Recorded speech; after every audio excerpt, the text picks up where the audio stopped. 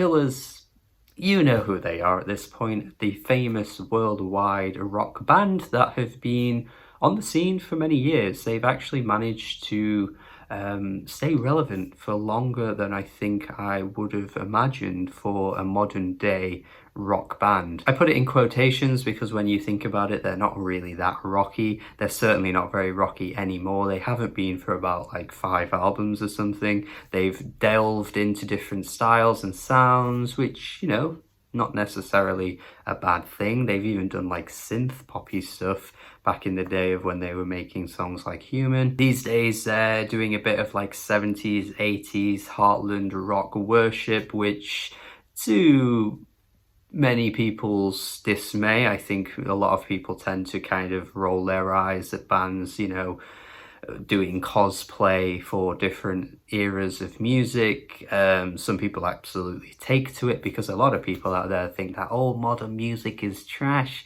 and the Killers are making real music because they're doing real musical styles. That's were good back in my day. Ultimately, I don't really care about that kind of stuff. I just want the good music. And I think their last album, which only came out like a year ago, was actually pretty good. I was surprised that I came out of it enjoying it, even if it was pretty much Springsteen worship for the most part. But that's not necessarily a bad thing, because sometimes you can just nail a sound that you're trying to emulate and, you know, you're obviously influenced by. Sometimes it goes the other way and you get a bit of like a Greta Van Fleet sort of thing where it's just too much worship.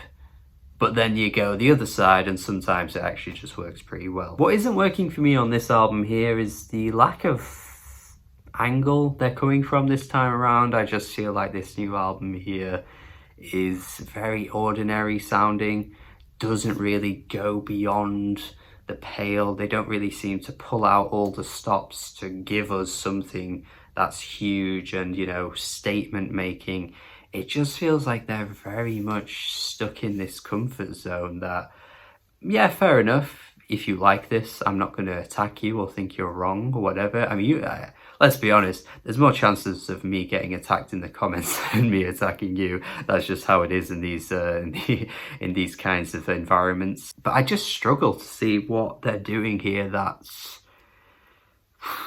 not been done before, not been done better by other artists, not been a bit bolder by other artists as well. This album feels very, very vanilla. I'm actually surprised with the way this album starts out though. I mean, I know it's pretty obvious to start with the opening track with Your Review. I do it quite a lot, but I think it's worth noting with this track specifically that it is a very interesting way to start things out because it feels very Americana and earthly. It honestly, in places, reminds me of like a Robbie Basho song. Now, if you've never listened to Robbie Basho, go on YouTube because you can find his stuff there.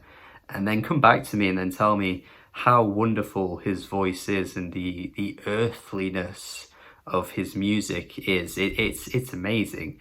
And bizarrely getting those kinds of vibes from this track. Of course, you know, Brendan Flowers, I don't necessarily think he's an amazing vocalist, but it's very difficult to reach the level of a Robbie Basho. So I wouldn't go as far as saying his voice sounds like that, but it's just the atmosphere that they're conjuring up really reminds me of that. It's a surprising start to the album, but then they kind of ditch that almost immediately and settle into the Heartland rock type stuff that they're pretty comfortable with doing at the moment with the track Quiet Town. It's a solid tune. It is pretty standard for the genre. It's pretty standard for what the Killers were doing on their last album, to be fair, but I enjoy it for what it is. They continue to dibble-dabble in and out of this style on the album actually, where they'll go a few tracks where they do something a bit different and then they settle back into the tracks like this. Sleepwalker, solid enough again, a bit twinklier with its melody, which kind of reminds me of something like Future Islands would do, where they use the kind of like synth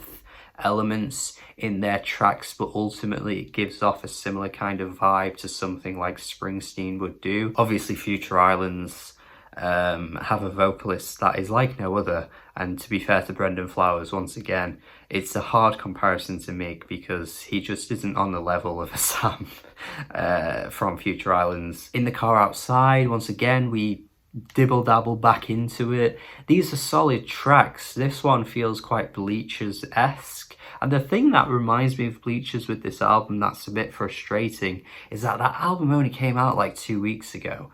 And if that album hadn't come out and there wasn't, you know, that kind of similar style being done there, I might have enjoyed these tracks a bit more. But because I think Jack Antonoff just has a bit more of an earnest delivery with his voice and a bit more of a passion in his vocal performances, then tracks like this just really pale in comparison to what he was doing before, which is probably an unfair comparison to make because it's not exactly the Killers' fault that Bleachers just dropped an album similar to this a few weeks ago, but it's difficult not to think they were doing it better. I enjoyed those tracks more. I remember those tracks more. We have tracks like Cody where they really strip it back and go for a bit more of a country twang again. I don't know if they've been listening to Jason Isbell, but Jesus Christ, this one reminds me so much of Jason. Not really the strongest voice carrying this one. It feels like I'm being quite critical of his vocals across this review actually. And I don't even think he has a bad voice. I really don't. It's just that when you compare him to someone like Jason Isbell, who has so much emotion in his delivery, you can't help but think you need a vocalist like that doing this song here, Cody. Like, it needs that kind of voice. And then the way it builds towards the end, you know, waiting for the miracles, that whole refrain that comes through, I can't help but think again, it just needs to be bigger. Like, it needs a bigger crescendo to make this work, and it just falls a bit flat. Another track that falls a bit flat is Runaway Horses, which the theme isn't the most exciting one, to be honest. But it isn't really sold either by the vocal performances. I mean, Phoebe Bridgers is on this track and she is literally just playing backing vocals. She's barely noticeable on this, and they're syncing up together like they're trying to do this duet thing, and it just doesn't land. Again, you just need a bigger vocal performance to make a song like this land, because without that, it just really fades into the background and becomes pretty dull. I think Desperate Things has an important topic about it. It definitely has, you know, a theme that is worth discussing. I can't really critique it in that sense. Again, I do wish the performance from Brendan, is it Brandon? Is it Brandon Flowers? I keep saying Brendan. Brendan Flowers? Brandon Flowers? I think it's, oh God, I think it's Brandon. That's embarrassing. I've been saying his name wrong. Well, Mr. Flowers, we'll call him. Again, considering what is being sung about here, I would have at least expected a bit more emotion coming out of the vocals.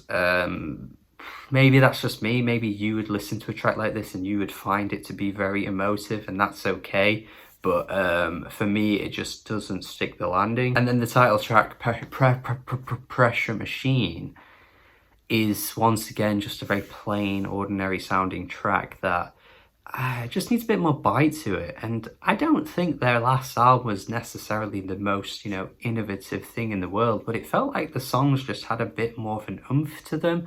And this time around, I feel like it's missing that. Something's dragging the oomph out of the songs, and maybe it's the vocal performances, maybe it's the lack of uniqueness to how the songs sound, the familiarity with, you know, so many other artists and bands that I'm getting listening to this album. But it didn't really suffer on the last one, but there's something just not hitting this time around. The fact as well that it's flooded with all these slow tempo tracks that just don't have the power behind them to carry them really just leaves me feeling pretty meh on the whole thing. 5 out of 10 from me. Shame, because like I say, I do think the last one was pretty good, and they put out good albums before, but this one just feels too let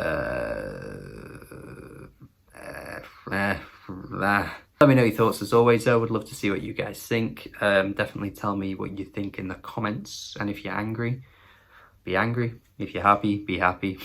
Let me know your thoughts. Subscribe if you have not already for more reviews, more recommendations. Remember, man, I do all kinds of reviews, so if you subscribe, you will catch something that might be of interest to you. So thank you for watching as always. Do have a good day, and goodbye.